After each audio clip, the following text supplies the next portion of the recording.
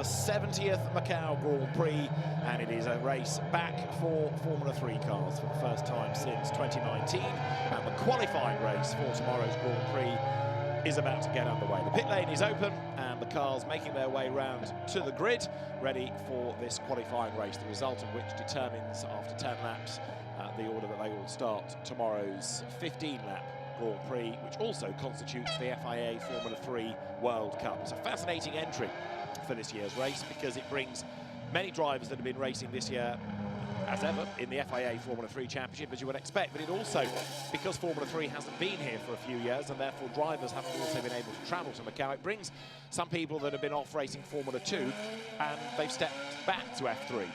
So that they can come and race here. You've got a number of returning drivers, not only to the category, but Macau as well, such as former winners Richard Verschoor and Dan Ticktum.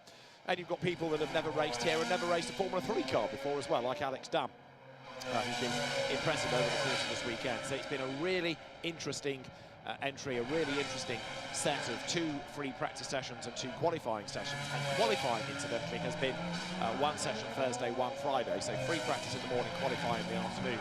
And that has given us a grid based on a driver's better time out of the 2 sessions, like the old days, rather than aggregating times or combining or taking it only after the second session. It has been like the old days of looking for a better time. And yesterday's was, for some, quicker, for others slower. So a number of drivers had to rely on their Thursday time, but it was a Friday time that gave pole position to Luke Browning, which has been one of the big stories of the weekend. Luke's had a tough debut season in FIA Formula 3. He was 15th in the championship, 2nd at Barcelona as his best result, and yet he comes here and has looked really impressive. The other driver that's been up at the pointy end of the times all weekend, Gabriele Mini. He was a race winner in FIA F3 this year, but was only 7th in the championship.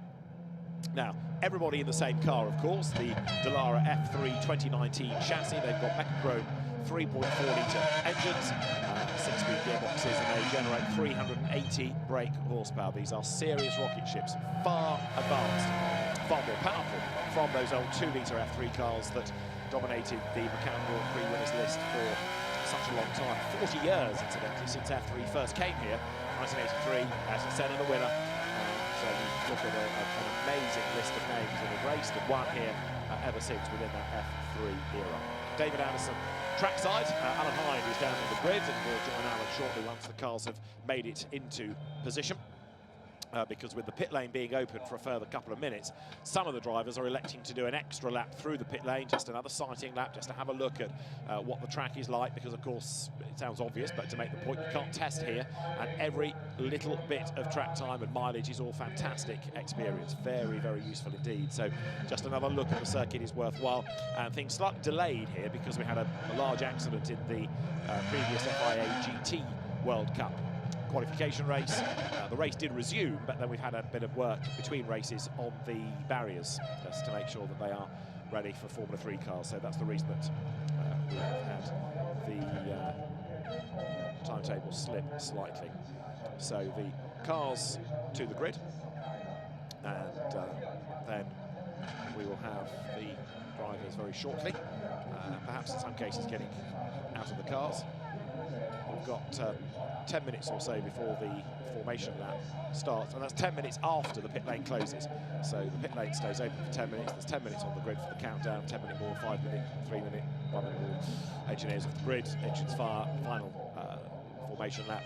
Everybody on Pirelli rubber as well. Pirelli, of course, the tyre supplier for GT racing globally for both categories, and the same for FIA Formula 3 and Formula 2, so continuing that relationship as well. So some of the drivers have a feel for car and tyre, others still learning all the time. There is the pole position driver then, that is Luke Browning, comes from Kingsley, near Frodsham in Cheshire, not far from Alton Park, and the British driver who was 15th in the championship this year, last year's GB3 champion back in 2022, the one-make sort of sub F3 but F3 style championship. He also won the Aston Martin BRDC Young Driver of the Year award.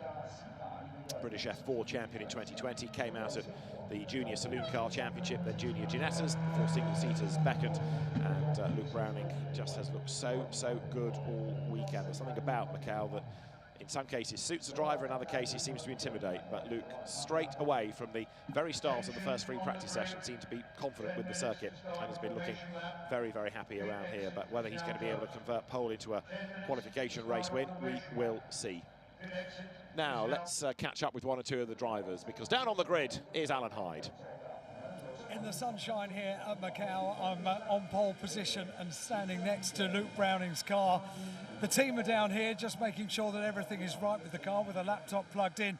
But Luke has said that I can go in and have a quick chat to him. Luke, absolutely amazing. You've not been to this place before, but you've absolutely murdered it so far. Yeah, I've absolutely loved it so far. This place is so special. Yeah, super thankful to be here in the first place, but yeah, I'm looking forward to getting racing now. Right, now, can I just ask, you've done simulators of this track, I'm sure, an awful lot over the build-up to this race. Is it anything like being on the circuit itself or not? Nothing can prepare you for what you're going to experience here. Macau is Macau. Every day the track's different. Today may be different to qualifying and may see a shake-up.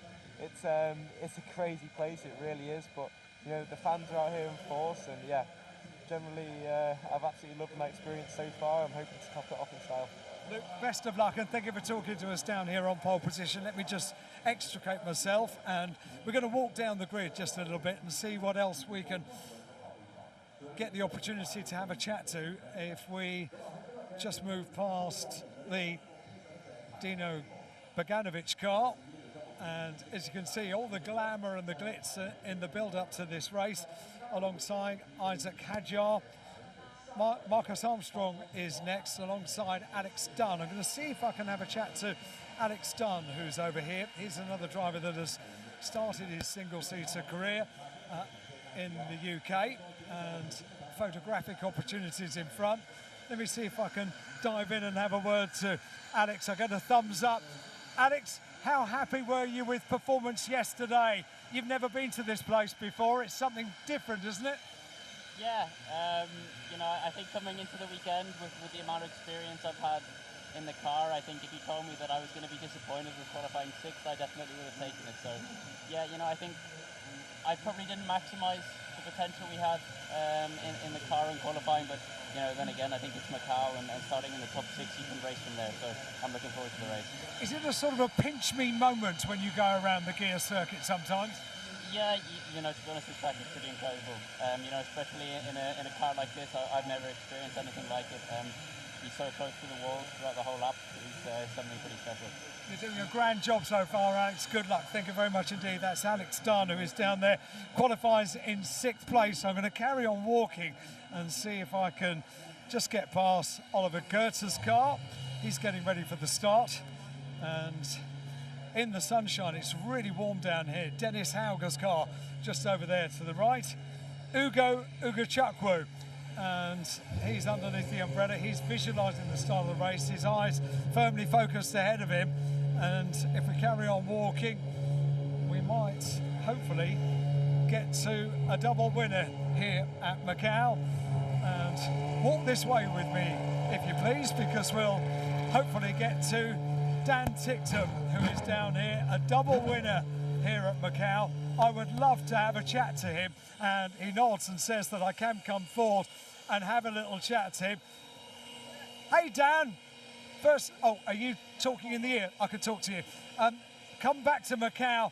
The opportunity this weekend of a hat-trick at Macau is too tantalising to miss, isn't it? Yeah, it will be quite tough, there's no doubt. But you know, anything can happen. Can quite easily do 5 cars at the start, and then you're well into the top 10, and you know, you never know what happens here. So yeah, I think it's safe to say we haven't quite had the pace so far this weekend, but I'll do the best I can, hopefully get a good start, and yeah, put myself in a good position for tomorrow. Brilliant, Dan. Thank you very much indeed to Dan Ticktum, double winner here. Yeah, so 5 cars at the start. That's something to look forward to, isn't it? Let me see who else I can have a chat to. Maybe I can have a quick chat to Sophia Flörsch, who is here. Just a very quick word with Sophia. Can I talk to you? Is that okay? Can I say? No, I'm not going to get a chance to speak to Sophia Flörsch, so I think probably that's about it from the grid. In the sunshine, the qualification race about to get underway. Alan, thanks very much. Good to hear from the drivers then on the grid, and there will be no doubt an awful lot of stories after the race that we're about to enjoy. Some will be good stories, some will be hard luck stories. The 5-minute board has just been shown, so the grid is starting to empty, and therefore before much longer it'll be just the one engineer who's responsible for firing up the engine and the driver. Nothing else on the grid, nobody else there. One more formation lap, green flag that to get warmth into the tyres, and then we will go racing with Luke Browning on pole position and Gabriele Mini second ahead of Dina Beganovic and Isaac Hadjar on row 2. The third row, another returnee to Macau and Formula 3 from racing in America, Marcus Armstrong, with Alex Dunn very impressively 6th ahead of Oliver Goethe and Dennis Hauger, another returnee. Newcomer, Ugo Ugachukwu, new to F3 machinery, 9th ahead of Mari Boyer, Pepe Marti, and a Macau winner, Richard Verschoor. Dan Ticktum, double winner, is next ahead of Paul Aron and Nikola Tsolov. Zane Maloney, the driver from Barbados, will be starting 16th on this grid, ahead in turn of Sophia Flörsch and Charlie Wurtz. Then it is Noah Leon and Roman Stanek. Max Esterson, another of the many newcomers to the circuit. Lawrence Van Huppen, newcomer to F3 and Macau, is ahead of Sebastian Montoya and Christian Mansell. Peruvian Matthias Zagazeta rounds out the grid, accompanied by Australian Tommy Smith. That's the 26-strong entry then, with a real mix of people, as I say, that have been racing in and winning in FIA F3 this season past. Other drivers that have been racing in Formula 2 and are stepping down to make sure they can have a race at Macau in their career, and others stepping up to make sure they can race at Macau. Isaac Hadjar, you look at there, another of the high-tech Pulse 8 drivers, teammate to Luke Browning, the French-Algerian driver. There is 29, Marcus Armstrong, the New Zealander, having been at Chip Ganassi Racing in America this year. The lure of Macau has tempted him back to a place that he finished 8th at in 2018 and 2019. And Alex Dunn, who has been the British Formula 4 champion last year and second in GB3 this year, has been very, very impressive indeed. He will line up 6th. 7th on the grid, Oliver Goethe. He was the winner at Silverstone in FIA Formula 3 this year. His brother Benjamin Goethe, GT racer. Dad Roald is the man behind the amazing Gulf Rothco collection. That is Dennis Hauger. He starts 8th on the grid. Last minute switch really to take over the car that was earmarked initially for Franco Colapinto, but Dennis Hauger, the 2021 FIA Formula 3 champion, give him a nod and he will drive it. And then for Trident Motorsport, number 3, the very tall American teenager Ugo Ugachukwu, who is the Euro 4 champion. He's on the McLaren driver development program. Number 28 you see there is Mari Boyer, who had 1 podium in FIA Formula 3 this year. And then next on the grid is number 15, which is the Campos car of the Spanish driver Pepe Marti, who had 3 wins on his way to 5th in the championship this year. Richard Verschoor was the winner here the last time Formula 3 raced in Macau. That was in 2019, and has come back from Formula 2 in order to make sure that he can race here once again with, in a sense, nothing to prove. And this man's got 2 wins, Dan Ticktum. But starting as he is 13th on the grid, there's a lot of work to be done. But as he was suggesting, a good start will do some of the work for him. There is Paul Aron, the Estonian driver, a win and 3 thirds in FIA F3, 3rd in the championship this year. One of those wins came at the Red Bull Ring. That's Nikola Tsolov, who had a couple of accidents yesterday, so does need to keep off the wall. The Alpine Academy driver, Spanish F4 champion in 2022. Number 24 is Zane Maloney from Barbados, part of the Red Bull program, and the 2019 British Formula 4 champion. He was 2nd in FIA Formula 3 in 2022, and this year stepped up to Formula 2, 10th with 4 podium finishes. Sophia Flörsch there returning to Macau as engines now fire. Number 6, you've got Charlie Wurtz, one of the 2 racing sons of Alex Wurtz, UAE Formula 4 champion, Formula Regional Oceania champion, but new to Macau. And as the grid is cleared then, the 1-minute board shown, and so in a few moments time the cars will be released. Everybody dashing through the gaps in the barriers.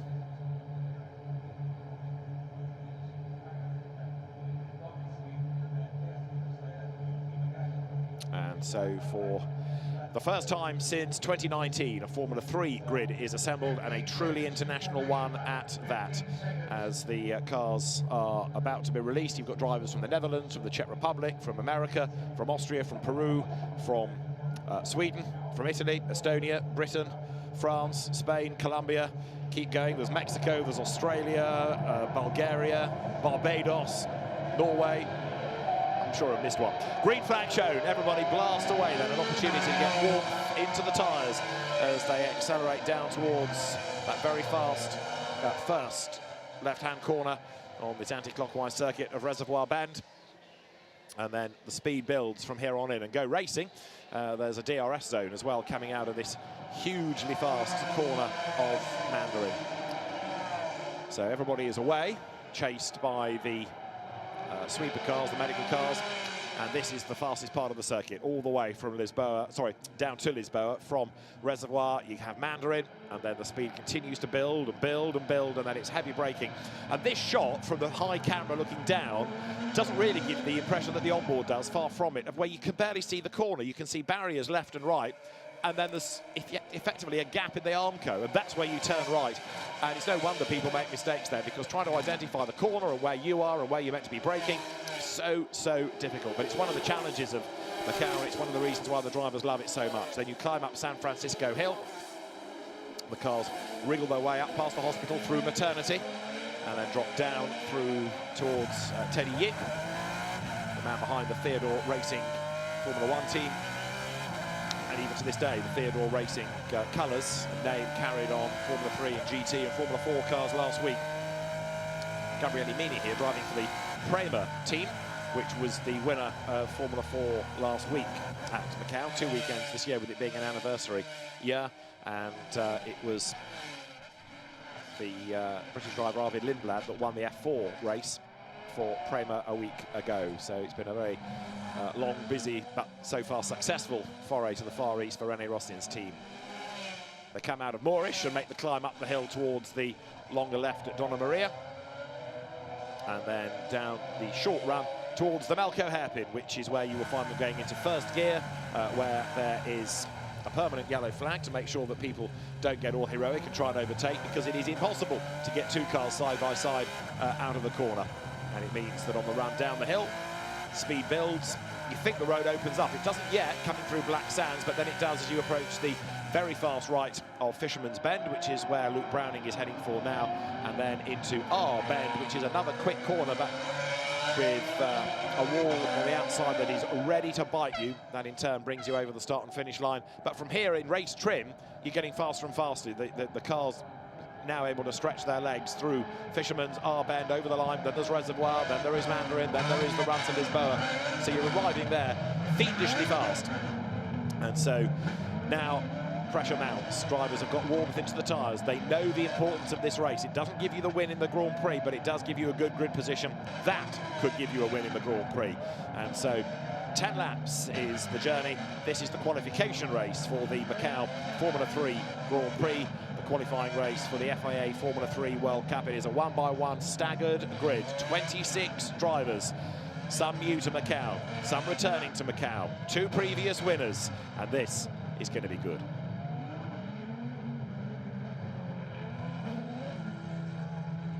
Last couple of cars to come out of our bends. The last driver on the grid will be Tommy Smith. On the far left there, David Kennedy, who has been a stalwart racer for more decades than anybody cares to remember, successfully too as well, the Irish driver, and part of Teddy Yip's programme in the late 1970s, and he's remained with Theodore Racing. He was here last week overseeing the F4 squad, and the same again in F3.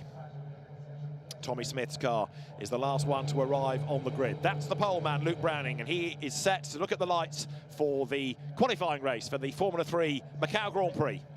Doesn't it look fantastic? The green flag waved at the back of the field. The qualification race about to get underway for the Formula 3 cars, the Macau Grand Prix. The first leg is underway, and a great start from pole position by Luke Browning.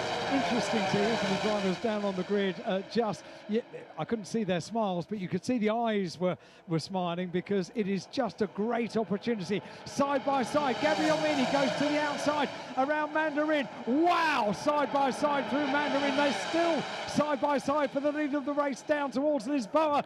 It's Luke Browning from pole position that has the inside line. He just gets the advantage. Gabriele Mini has a look down the outside, then jinks to the inside, but it's still Luke Browning. Wow, side by side through Mandarin, eh? Fantastic racing, and Luke Browning stood his ground then. Gabriele Mini threw everything, and that is Sophia Flörsch tries to gain a place, heading up San Francisco Hill, round the outside of the Campos racing car. She's done it, she's gone by, so Sophia Flörsch gains a place, but Luke Browning said, no, no, no, Gabriele, you are not coming past. So, Browning the bring leads, Gabriele Mini in second spot, and then I think it's Dino Boganovic's teammate in third. But look, Luke Browning exploiting his confidence on the cold tyres, because he's getting away already. He's, what, about 6 lengths ahead already. And next time around, the DRS will be activated. If you think they're quick now going to Lisboa, just you wait. That's the first time we've seen that over the course of this weekend, isn't it? It's DRS activated on the run. Is it from Mandarin down to Lisboa? Yeah. Wow, as if they didn't need anything more to think about. They've now got DRS as well on that run to the overtaking point. Fair play to Sophia Flörsch. I've not seen that done very often, particularly on the opening lap up San Francisco Hill. No, I think the Campos racing car ahead had made a mistake, in fairness, which is why she was able to keep the momentum and go by. But even so, it was a good pass. And you're looking back then now as the cars dive down towards Black Sands for the first time in this 10-lap race. Luke Browning leading the way from Gabriele Mini, but it is a large lead. Look at that at the end of a lap. Luke Browning has already managed to pull clear by getting on for 2 seconds, if not more, from Mini in second place. And then in third, as they come through, it is Alex Dunn, 6th to 3rd in a lap on your debut at Macau. He sounded pretty cool on the grid, didn't he? My goodness, and he is. And now we've got a car park up at the Melco hairpin. 3-point turns, 6-point turns, 24-point turns. They've got to get those cars around. One of them is Matthias Zagazzetta. There's another one, as you saw, involved, as Luke Browning then leads the way at the end of lap 1. The gap was 1.8 seconds then. There is Alex Dunn coming under attack from Dino Boganovic, who will try to use that DRS to get into a challenging position. Coming down towards Lisboa. Boganovic goes to the inside line, but Alex Dunn is able to fend him off. That was good defensive driving by Dunn. It certainly was, yeah. A cracking opening lap for Alex Dunn, coming all the way up the order, 6th on the grid, now 3rd. And then we've got a car park at Lisboa. So both of them have gone nose in. One of them is the number 3 car of Ugo Gachukwu. The other is Ticktum.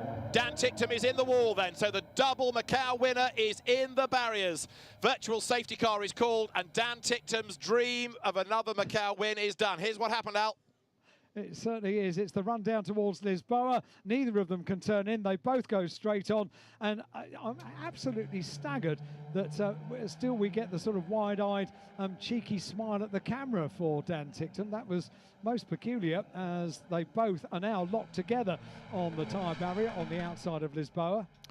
Ugo Gachukwu was the brave one on the inside, but it was never going to work. He clattered over the curb, and Dan Ticktum was the kind of innocent party. There was nowhere he could go. He was taken out, really, by Ugo Gachukwu's ambition on the inside. And Ugo Gachukwu was in the wall yesterday when he got a bit giddy. He's been really quick round here, but there's a rough edge or two that needs filing off. It often happens on the first visit to Macau, and then they come back having ironed out all of the problems the next year and absolutely blast the place. And Luke Browning, the leader of the race, is rather blasting things on his first visit to the circuit. This is superb. The other one that got involved in the dramas down at Melco, I think, was Marcus Armstrong, but I'm not quite sure how he'd gone from 5th on the grid to being that far back anyway. But Armstrong, I think, has been delayed somewhere along the line. So we're under a virtual safety car then. So the race continues. Marcus Armstrong is coming down the pit lane. So dramas for the New Zealand driver. And the virtual safety car means the race carries on, albeit under controlled conditions, and you don't need to throw a safety car. The virtual safety car means everybody has to slow straight away rather than having to find the safety car and racing to the end of the lap. So it slows the pace down instantly and gives everybody a bit more time to work safely to get the cars out of the way. So the race director, Rui Marquez, calls for it, and wow, in a rather undignified but rapid fashion, the car of Ugo Gachukwu is, well, I was going to say suspended, but actually thrown outside the perimeter of the circuit. Imagine how quickly the crane operator had to find the lever that makes it go higher quickly, because he just did, very quickly, and a situation avoided there. Luke Browning has been perfect here. He's got the lead of the race, got a big gap actually behind the virtual safety car for Gabriele Mini, he has equally been superb this weekend. He has, and now we're going to go safety car by the look of it, because Marcus Armstrong comes out of the pit lane. Now that's not the leader, so in theory the safety car should wave him by. Replay of Dan Ticktum, he turns in and bang! bang, up the inside comes Uga Chukwu. Nothing Tictum could do. No, absolutely nothing. That makes a trio of victories this year for Dan Tictum very difficult indeed. Does indeed. So he will be at the back of the grid for the main race. What was he saying to you about being able to overtake early on? Well, that was what Uga Chukwu tried to do, and it didn't work for him. Now, Marcus Armstrong here is still trapped behind the safety car. Maybe after Lisboa, they will let him go. They don't want him to go now, perhaps, because there are marshals working. But once you've gone through that zone, they might be able to wave him by so he can catch the queue. I think Dan, when he said 5 cars on the opening lap, I think he was playing with us. He's got that kind of sense of humour. He does it with a little sort of a smile, but yeah, potentially. Yeah, but Alex Dunn got 3. He did, so, yeah. It's doable. Right, we're under safety car conditions then, but we haven't yet got the race leader behind the safety car. So Marcus Armstrong at the moment is the one being slightly impeded, but I'm pretty confident that once they get out of Lisboa past the course workers, he'll be allowed by and he can speed up. So dramatic start, and I was saying early on that there'll be some hard luck stories after this, and Marcus Armstrong is waved through, and Luke Browning is the race leader. Marcus Armstrong, having made a pit stop, escapes going a lap down. Replay of the start, and there you can see a great getaway by Luke Browning, but Gabriele Mini's bravery really stood out, didn't it? He came out of reservoir, he lined up Luke Browning here, he was in the tow, and he made the move, went to the outside line, which in itself is brave. It worked as well. The two of them went toe-to-toe. Mini so marginally ahead by about a fraction, but then Luke Browning did not give in, and he ran absolutely side by side all the way down towards Lisboa. Look at Alex Dunn. Brake very, very late, almost had a cheeky look at second place, whereas Dino Boganovic braked early, and that cost him ground. I think at one point Luke Browning just maybe had a glance in the mirrors and realised he needed to defend going into the corner, not just from Gabriele Mini, who was side by side, but yeah, Alex Dunn was going so well. He was potentially looking for being on the back of Luke Browning going through Lisboa himself. Now, the safety car, as you have seen, is out. In the background, there is a yellow flag as Dan Tictum's car is taken away. But around the circuit this year, there are 21 electronic flags being trialled to enhance the safety, particularly at the blind spots at different parts of the circuit. So it's to supplement the manual flags. No reduction in the number of the flag marshals. It's just to make things even safer for the drivers. And those electronic flag signals, the lights will be for reds and yellows, and the safety car and the virtual safety car. So although the Macau Grand Prix circuit is unchanged since its first event in 1954, it continues to move with the times and become as safe as it can be. It evolves every year. Something evolves about Macau and the Grand Prix weekend, which is 4 days historically over the Macau Grand Prix weekends, and previously we have had weekends for the celebration of 70 years of the Macau Grand Prix.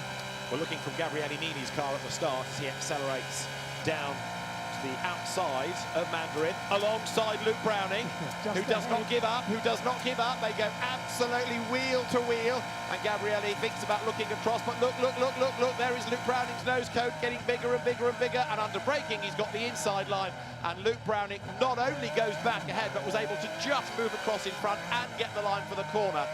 That was fantastic late braking by Luke Browning, and look, coming out of San Francisco, he's away. Yeah, he is absolutely fantastic start, wasn't it? Side by side, going through Mandarin, the advantage just held by Gabriele Mini, and then Luke Browning just getting the defence perfect into Lisboa to maintain the advantage. The advantage that is now rather eroded under the control of the safety car, and Luke Browning heads the field behind the Lamborghini. And Gabriele Mini, just look at a quick burst of acceleration to try and get a bit of heat into the tyres. That's what this is all about. If they can maintain as much heat as they can, then the restart is going to be that much more simple. I haven't had an indication that the safety car is coming in, so it continues on its way. 2 laps completed now. To complete 3 laps for this qualification race for the Formula 3 Macau Grand Prix. And now the wide part of the circuit that they can weed the cars. It's pretty warm down there, you know, in the sunshine. Yep, concur. So Luke Browning, the race leader, ahead of Gabriele Mini and Alex Dunn. So rookies all, first, second and 3rd and 4th and 5th and 6th and 7th and 8th and 9th and 10th. The order is Luke Browning ahead of Gabriele Mini, Alex Dunn 3rd, Dino Beganovic 4th ahead of Dennis Hauger and Paul Aron. Isaac Hadjar is in 7th, and he went backwards ahead of Mari Boyer, Pepe Marti. Zane Maloney, the man from Barbados, the main driver, is in 10th. Replay at the start from on board with Dan Tipton. Now this is going to be busy, isn't it, as he tries to get past Nicola Solov, 23 on the right. And he does a Mini. He goes to the outside, going down towards Mandarin, ultra-fast part of the circuit. Whoa, right up against the wall on the outside. That was fag paper stuff, wasn't it, between wheel and wall there? There was nothing. Brave, wasn't it, from Dan Tipton? And he was going for the 5 places, wasn't he? Yeah. Well, he got 4 maybe, but coming out of the corner, just mired in the traffic. Couldn't really make progress after that point, but the car control, the precision, extraordinary. Sophia Flörsch we're on board with now. So Sophia Flörsch, has gone really well this weekend. 3rd visit here to Macau, and you can see the traffic queue in front. Been going really well on the first sector of the circuit, and you can see Dan Tipton over there on the left-hand side, making up that place through Mandarin. No lift there, off the line, blinded by the light, going on the run down towards Lisboa. We talk about this overtaking opportunity at Lisboa. You're now factoring in the early evening sunshine, low in the sky. Sophia Flörsch just picking her way through Lisboa, keeping out of the trouble that potentially lay ahead. And then this manoeuvre coming out of San Francisco and up the hill. So 1 place taken. Goes now through the approach to maternity. And interesting, wasn't it, as she was sort of stuck in traffic and having to slow, waiting for the corner, almost as though it was, where is it? There were others on the outside just tonking past, and they were able to dive through and find a gap and turn into the corner. So you can understand why Lisboa is such an important part of the circuit, both in terms of attacking and defending. Safety car will be in this time. We'll be back racing at the end of lap 4 of the 10. So 4 laps completed at the end of this one, with the notification that the safety car is coming in. They're going to have to utilise the last 3 corners of this lap and make sure the tyres are fully up to temperature. They're absolutely on it for the restart. We had that wonderful moment, didn't we, going down to Lisboa through Mandarin, of Gabriele Mini and Luke Browning side by side, battling it out for the lead of the race down into Lisboa. What's going to happen on the restart? The safety car threads away around the Macau hairpin. The field follow through.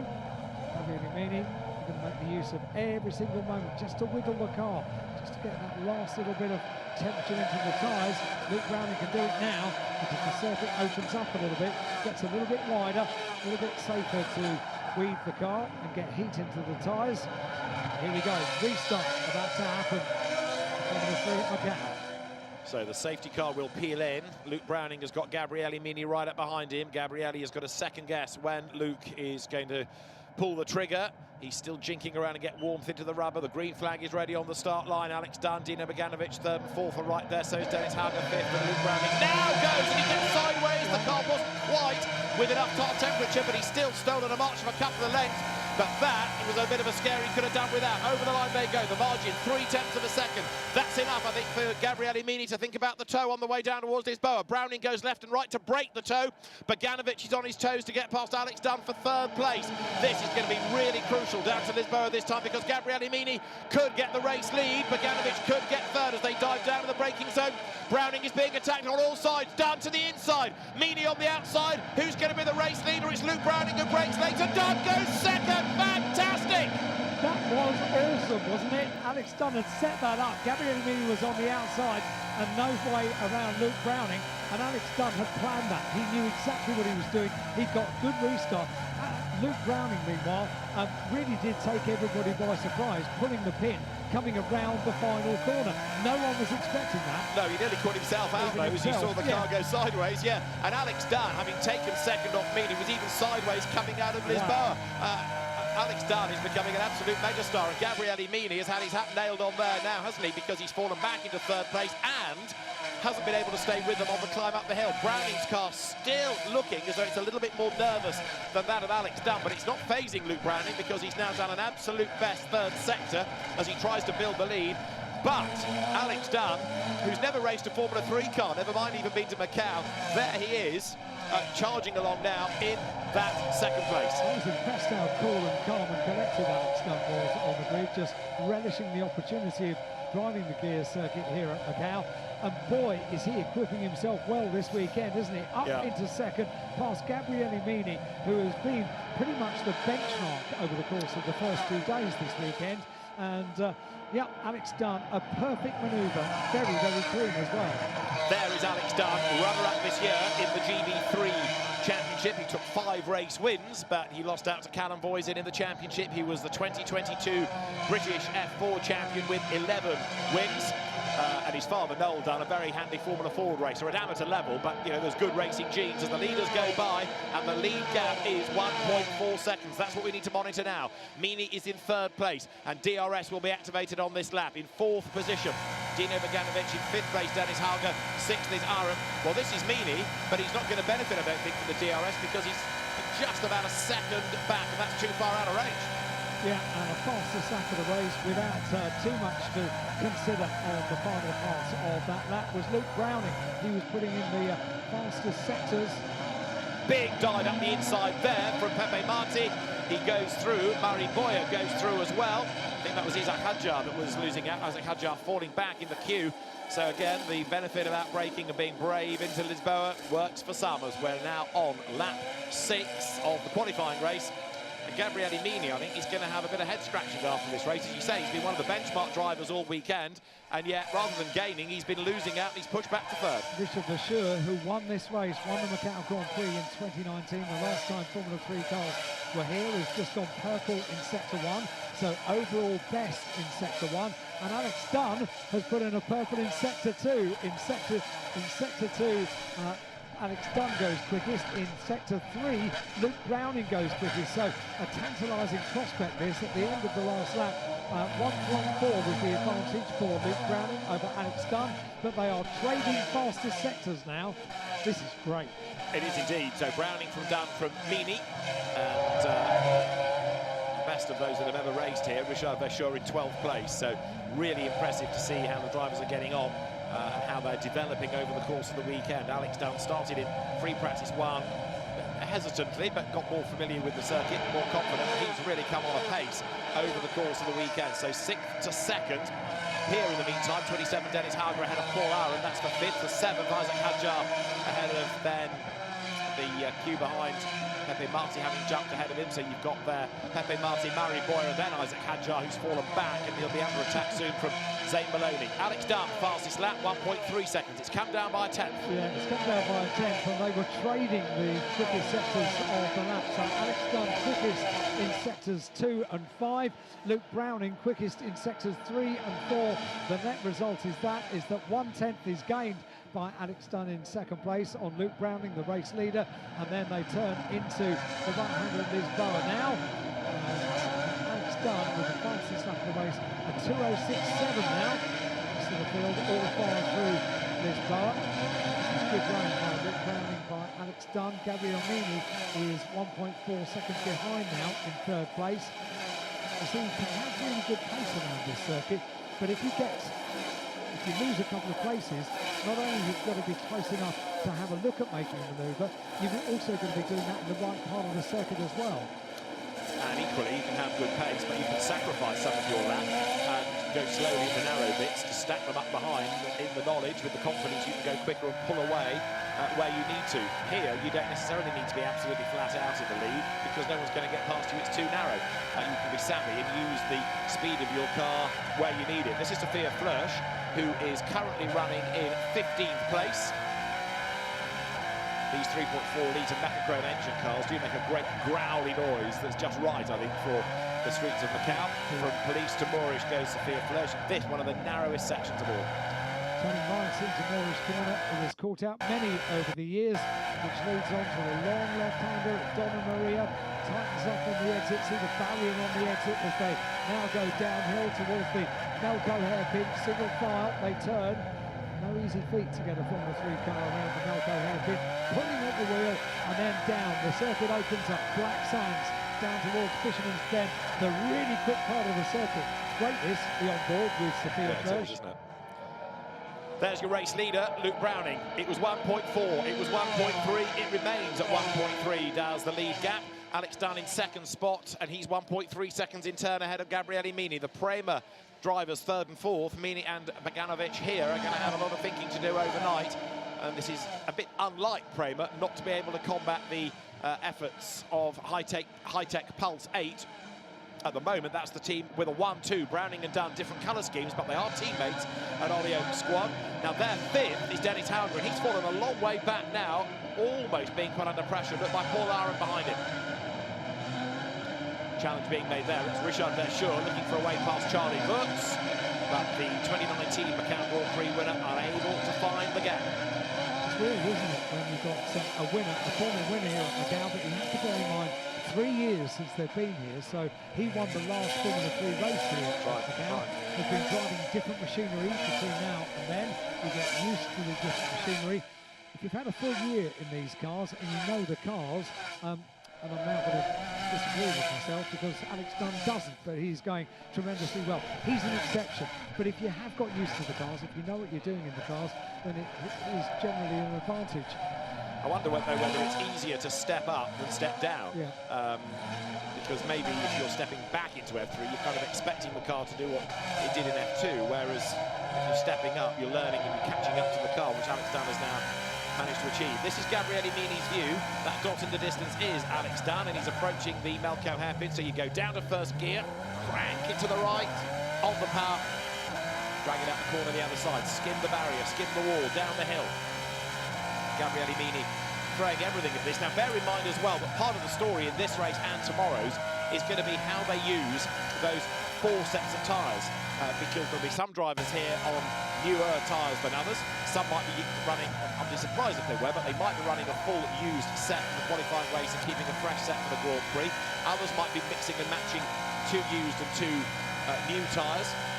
And I think part of the story is who has done what with tyre allocation and tyre choice here.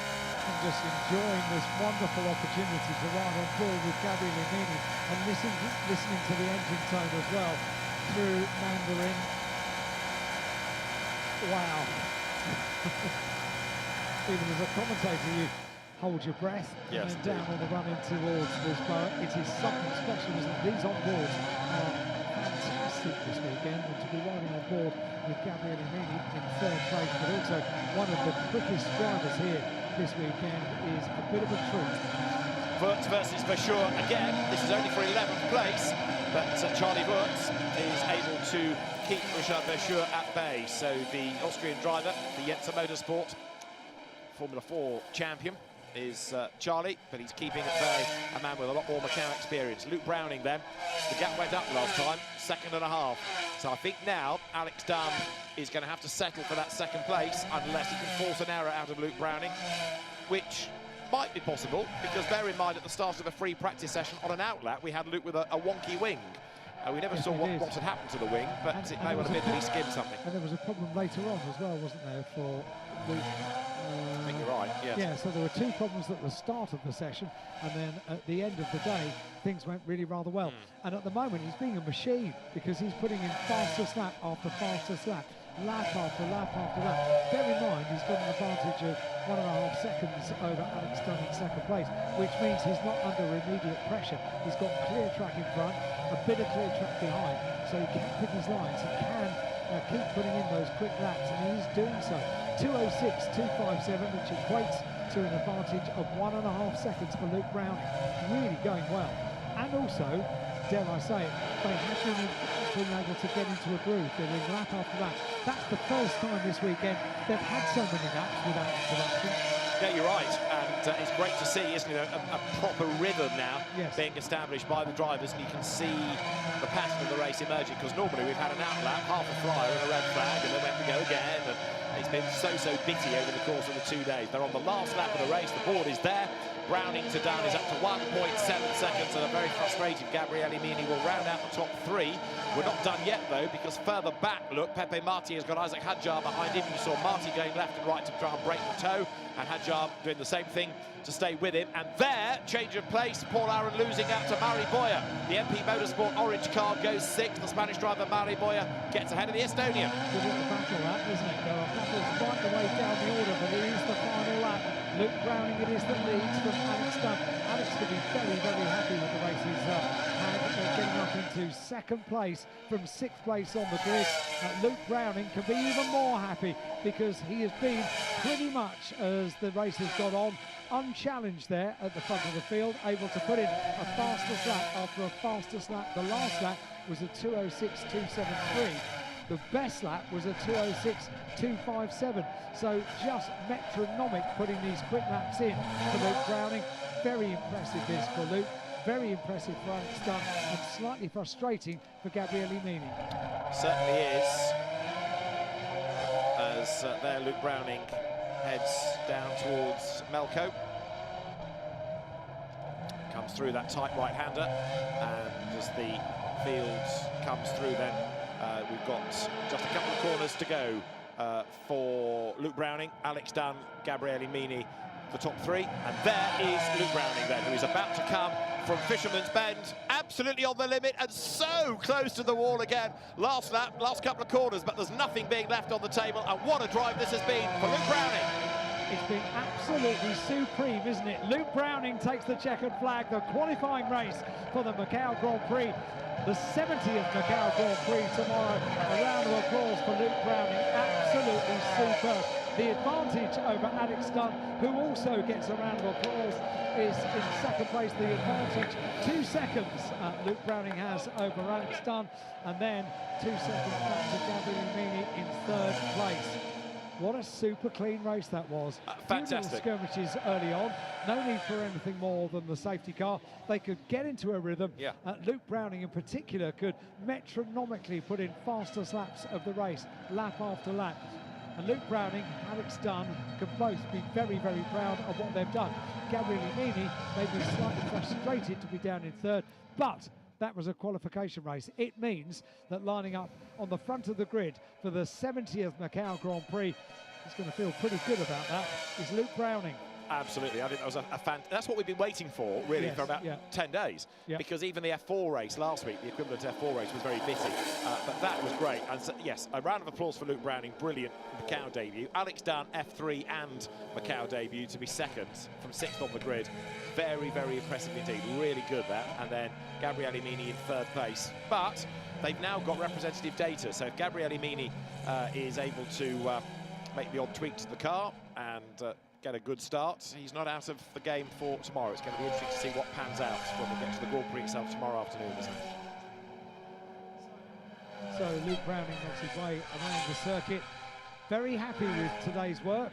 Hasn't put a wheel wrong. Had to defend, had to do it cleanly, did it beautifully. And Alex Dunn can be very proud of making his way up from 6th on the grid to finishing in second place. The two of them going round together. The two drivers that started their car racing career, racing in championships based in the UK. Yes. And as Luke Browning makes his way, just giving a wave to the marshals around the circuit as well. And pretty cool, you know. I was worried before the race got underway. I wouldn't get the chance to chat to the drivers in the cockpit. Single-seater drivers can be a little bit focused before the start of the race and very often don't want to be talked to when they're in the cockpit, when they're in the office. And Luke, as soon as I made eye contact, he was smiling and he beckoned me over. So too did Alex Dunn. I just find it fascinating that drivers that have had a tough season in FIA Formula 3 come here to the toughest circuit of all and excel. All right, not everybody from the European Championship is here. I get that, so that changes the order a little bit. But, you know, Luke Browning, I made the point on the grid, he had 1 second place as his best result. His only podium visit, he was 15th in the championship. It was a tough year, and yet he comes here and absolutely nails Macau, doesn't he? Yeah, and it's a way of finishing the year on a high, isn't it? Yeah. You are remembered not just for the closed season between November and the start of next season, but also forever, because you write your name into the history books here at Macau, which is no mean feat, and Luke Browning has done that to great effect. I always think that if a driver has been awarded the Aston Martin Autosport BRDC Young Driver of the Year, they've got something special because they dig down. Yeah. They dig deep into the abilities of the driver. It's a real test over a couple of days at Silverstone in the UK, and there are some very learned people that do the judging at awards, and Luke Browning is a recipient of that, and he is also a winner at Macau, and he stands on top of the car, enjoys every single moment of it, remembers to pop the steering wheel back on, and that's an important part of it, and then cannot wait to get the hands device off and celebrate with the team. That's what it means to win at Macau. He's on pole for tomorrow's Macau Grand Prix, 70th Macau Grand Prix as a result of winning that race, and it wasn't easy. He had to defend and he had to keep it all together, and he did it, and he did it brilliantly. For Ollie Oakes' high-tech Pulse 8 team, there are lots of congratulations and celebrations, and for Alex Dunn for second spot. Oh yeah. And a 1-2 for the team. It's easy to overlook that given the different liveries of the cars, but as I say, they are from the same stable, and Alex Dunn, a tremendous drive that, and benefiting a little bit from Gabriele Mini trying to attack Luke Browning, but leaving the door open on the inside, and Alex Dunn needed no second invitation. Hugs all round, and yeah, that's Alex Dunn taking the earpieces out, still with the helmet on for Luke Browning. Gabriele Mini looks sort of sanguine about that, but he knows he's going to have to be on his toes on that first lap tomorrow. Yeah, well, they can plan that, can't they? And a big broad smile for Luke Browning, ushered away, and it will be up to the podium in due course, and a weigh-in as well, all about to take place, a confirmation of the result. Luke Browning, car number 11 for High-Tech Pulse 8, takes the win. Alex Dunn in second place, super race by both. Gabriele Mini finishes up in car number 9 for the Theodore Prema Racing team in third place. Dino Bogdanovic in fourth place, Dennis Hauger in fifth, Mari Boyer in sixth place. Great battle with Paul and Ron in seventh place in car number 10. And Luke Browning, Alex Dunn and Gabriele Mini are making their way up towards the podium. So the fans that have stayed here all day and packed the grandstands are now awaiting expectantly, actually looking down at the podium. How many photographers can you cram onto the pit wall in the evening sunshine ahead of this podium? And that shows you just how much this means around the world for a win at Macau. That was only the qualification race. We've got a longer race tomorrow. It's another third again. It's a 15-lap race tomorrow that we'll expect. And disappointment for a double winner, Dan Ticktum, finishing up in the tyre barriers down at Lisboa. Yeah, I mean, that move by Ugo Chukwu was keen, but you could argue on the one hand he could have waited. The other argument is, well, you get so few opportunities to overtake. He had to take it, but he was so late on the brakes. I think he was going off anyway. Dan Ticktum just had nowhere to go, so you have to feel a bit for Dan Ticktum in that situation. One of the key things to going well at Macau is to be patient. You have to think about it, you have to work it out, and taking risks very often finishes up not going according to plan. So patience is a virtue around the streets of Macau, because, as you said, David, Macau bites. It does indeed, and it has bitten one or two drivers today, but it has also generated a victory for Luke Browning. Ronnie Rossan just in front of the shot there, David Kennedy over his left shoulder at the Prema Racing, SJM Theodore Racing collaboration. And yeah, the attitude at Prema is, that wasn't what we expected. Yeah, bit of work to do, bit of thinking to do overnight. Yeah. And no doubt many discussions in the debrief after that. Yeah, it's all a bit reserved, isn't it, to say the very least. You know, third is not a bad result, but it is for Prema, who come here with such a great reputation, whether it's in Formula 3, Formula 2, Formula 4, or these days in sports prototype racing. Yeah, I don't think I think they expected Gabriele to get ahead at the start, certainly not to go backwards. That wasn't in the game plan. Love the winner's car underneath the podium as well. It's very good down there.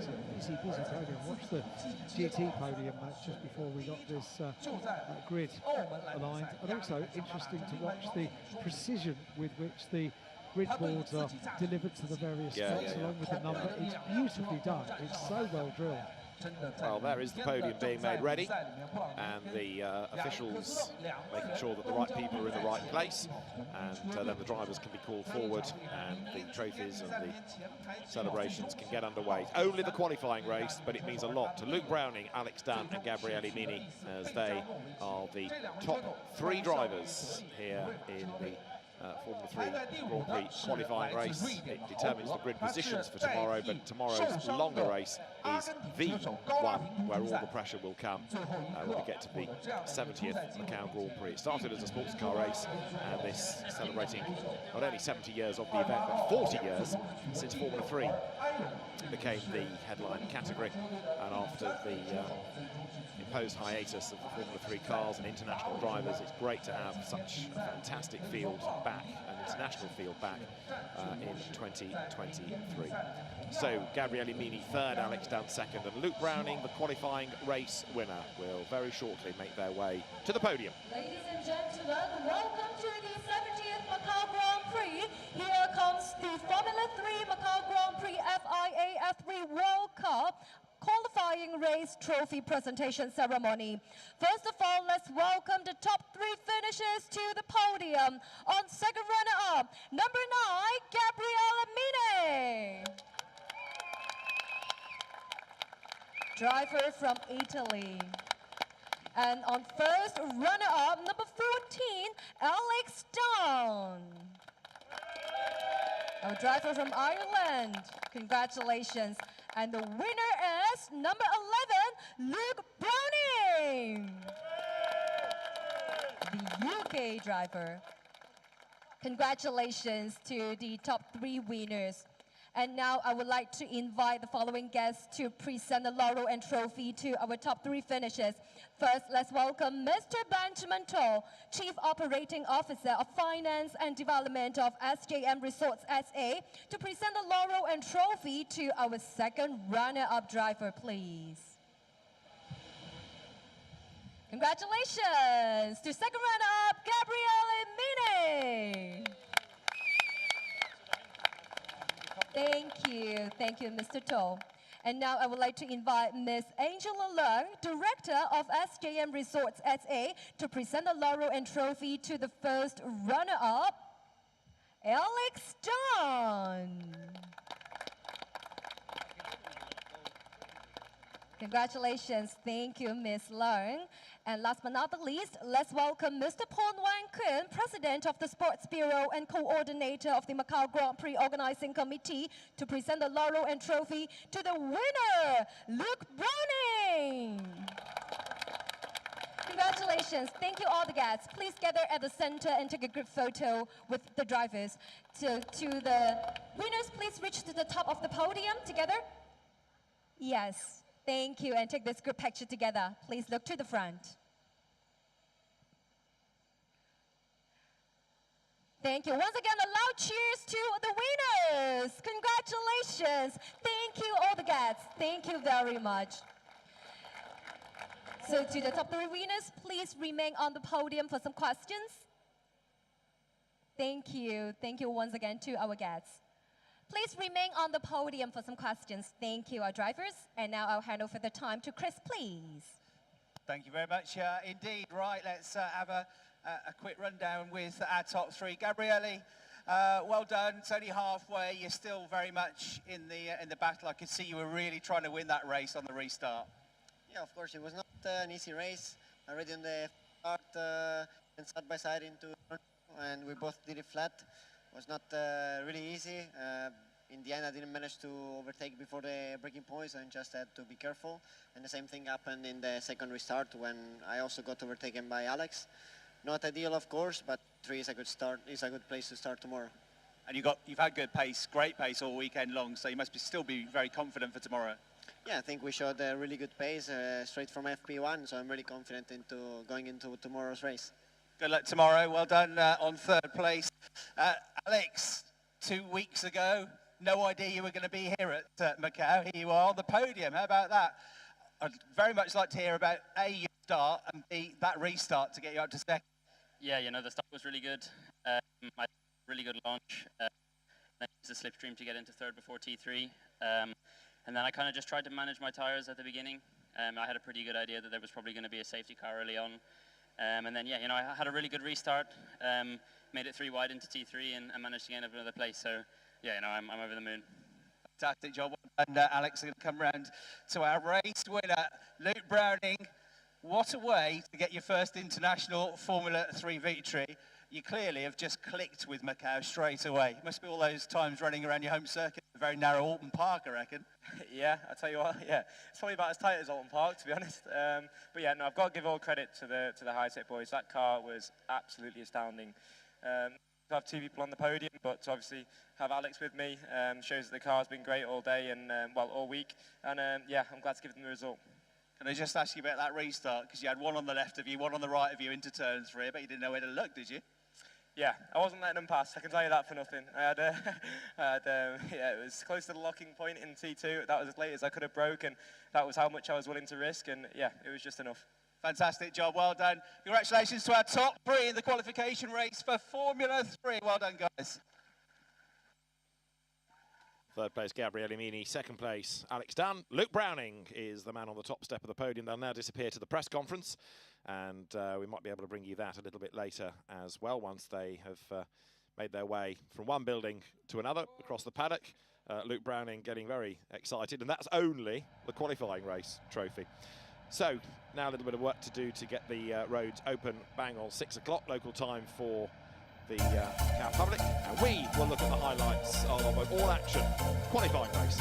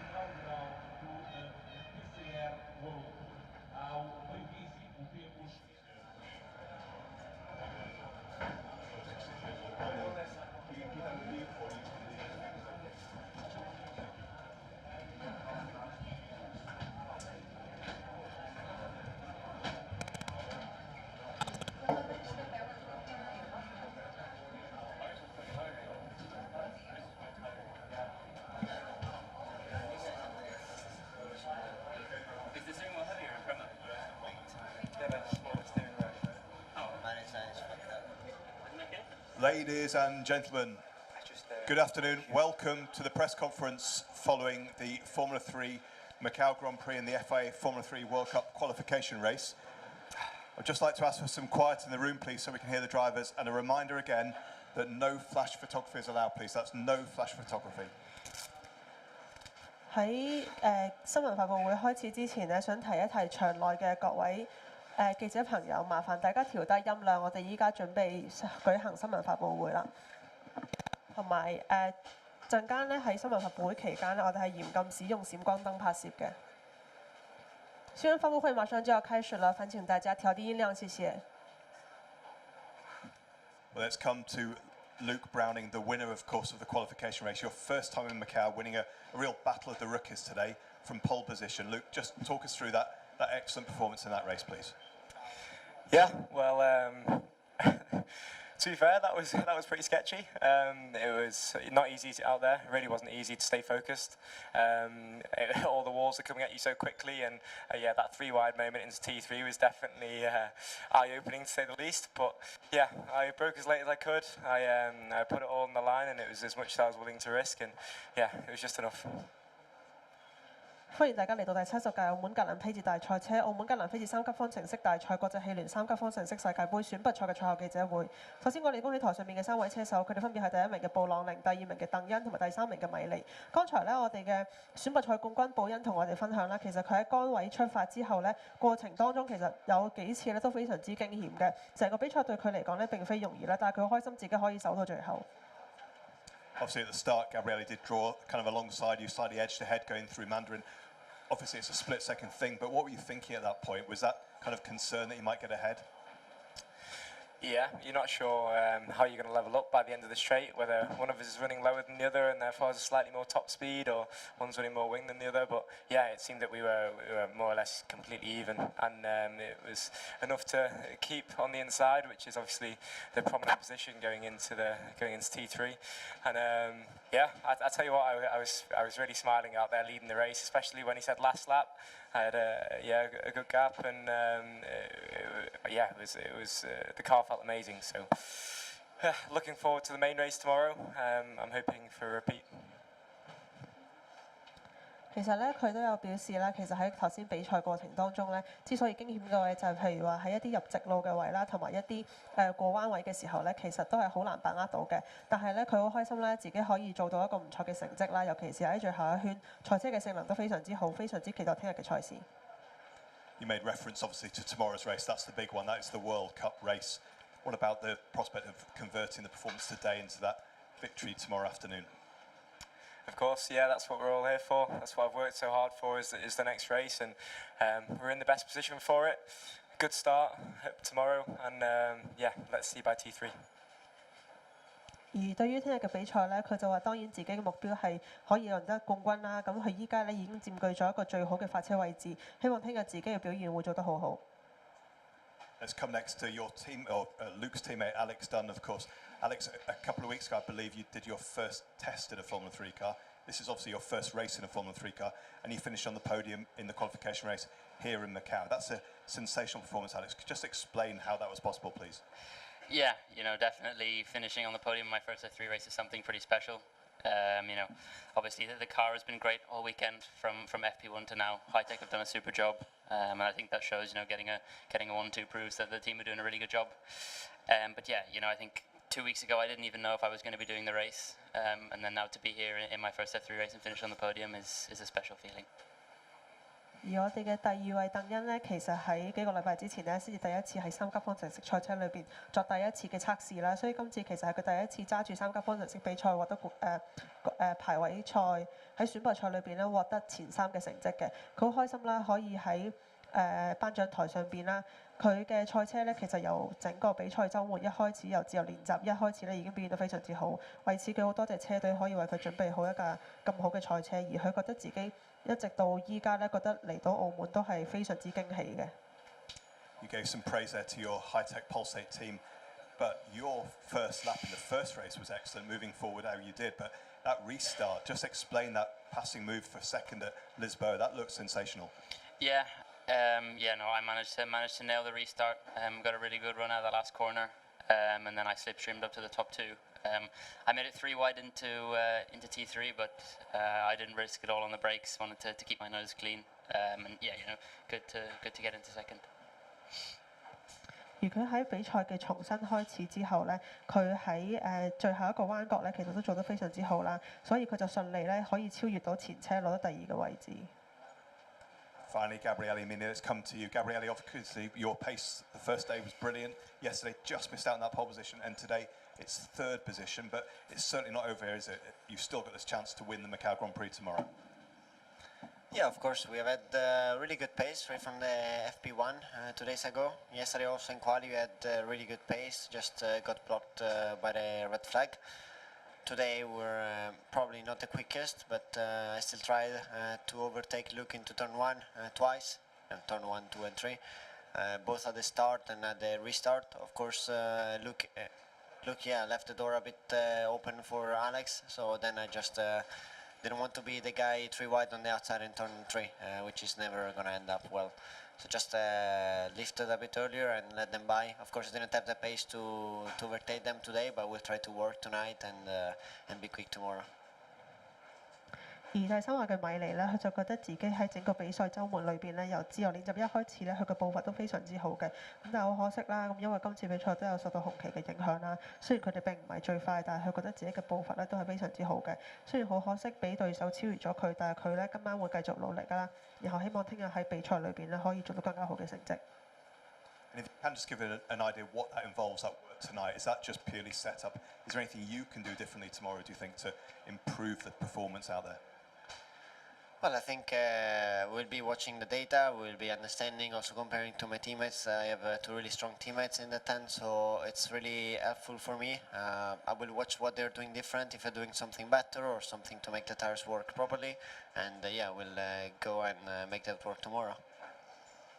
而佢亦都表示咧，今晚咧佢將會同車隊一齊啦，去睇翻一啲數據啦，因為佢覺得車隊其實有好多專業嘅團隊可以幫到佢繼續進步啦，而佢自己咧亦都會睇下自己喺整個比賽裏邊嘅邊一個位置咧，可以做得更加之好，為聽日嘅比賽作出準備嘅。Well, you're all Macau rookies. You've all driven exceptionally well today. But before we let you go and prepare for tomorrow's main race, of course, are there any questions from the floor before we allow the drivers to go? Hi guys, Michael McClure from Feeder Series here. It's a question for all 3 of you. Now that we've had 6 consecutive green flag laps to run race conditions, what are your impressions of how the tire behavior has been around here, both for warming them up and for degradation? And Alex, for you in particular, given your limited experience, how comfortable do you feel now with these Pirelli tires? Boy, I'd say I kind of went into that race a little bit blind. Never really experienced it fully before. But no, I think the car is good, and with the car being good, it makes my life a little bit easier with a deg. So yeah, I think the deg here is definitely a lot lower than what you would see at other tracks in F3, which is probably helping me a little bit for it being my first race. But no, I think the car is good, and I managed it pretty well. Yeah, obviously sure. 剛才咧，鄧恩亦都有表示咧，其實佢因為並唔係作出咗好多嘅準備啦。由於頭先所講，佢並唔係喺比賽開始好耐之前咧，就已經知道自己會嚟澳門作賽啦，所以對比賽對佢嚟講咧，其實都係比較新鮮嘅。但係佢好開心啦，車嘅表現非常之好啦，性能亦都好好，令到佢咧其實喺參賽期間咧係更加順暢嘅。Yeah, obviously the micro and macro around here being the 2 ways that you can describe the track surface is super low here, so it's one of the smoothest circuits we race on the calendar, and therefore having the medium tyre here was a pretty sensible option. I think especially with the walls being so close, having a lot of deg may have been pretty tough, and we didn't have that today. So yeah, I think Pirelli did a really good job. We had some overheating, but we weren't through the tread depth at all. And I have to say it was thoroughly enjoyable feeling the grip through them, and it was enough to propel me today. 而布朗倫咧亦都有同我哋分享啦，其實因為澳門賽道佢比較窄啦，同埋其實咧喺整個3級方程式嘅賽力裏邊咧，算係比較順嘅一條道嚟嘅，所以咧佢哋就用中性能嘅配落力輪胎咧就已經好足夠啦。佢非常之開心啦，可以喺賽道咧有一個咁順暢嘅比賽嘅。Yeah, a bit similar to what the others said. In the end, we were expecting much more degradation, to be honest, than what we had today. We did all the laps in a row, and we never suffered by a real graining or degradation. Of course, it was not easy to put them up to temperature. I remember that during the safety car, wheel spinning still in third gear before restarting, which of course is never ideal going into the first lap, but in the end it was not an issue. And yeah, same thing, we just had a bit of overheating, but no big degradation. Of course, tomorrow will be different with new tires and with hopefully a few more laps without the safety cars. But yeah, we'll see how it goes. 而最後咧，米尼都有同我哋分享到關於普羅尼輪胎嘅性能啦。咁佢就話咧，其實喺胎溫方面咧，因為賽制受到中斷啦，咁所以胎溫咧並未可以喺第一圈嘅時候咧可以提升到理想嘅溫度嘅。咁但係整體嚟講咧都 OK。雖然賽車去到最後嗰度咧，其實佢好似有少少過熱嘅問題啦，但係佢認為都唔影響嘅，整體而言都係非常之順暢嘅。I'll do my second one. Gabriella, this is just for you. You raced for High Tech this year in the FIA-3 main championship.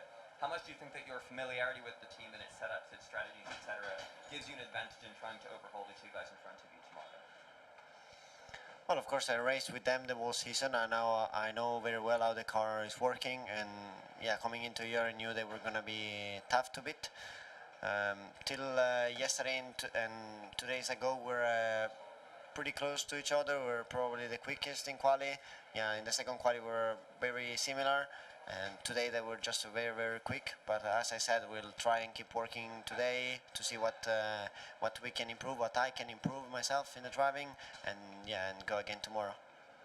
而米尼咧亦都有補充到啦，其實佢對賽車嘅熟悉度咧，亦都隨住喺賽道上面嘅時間越嚟越長咧，而更加地清晰嘅。其實喺第一同埋第二排位賽裏邊咧，佢都覺得自己係做得非常之好啦，開始可以同其他對手咧係拉開咗距離啦。而喺今次嘅選拔賽裏邊咧，雖然佢係排喺第三位，但係佢相信咧喺聽日嘅正賽裏邊咧都依然有發揮嘅空間嘅。We just have time for one more question. If there's any more questions? 大家仲有冇其他問題 Okay, guys, well done today. Fantastic job, and good luck for tomorrow's main Macau Grand Prix. Thank you very much.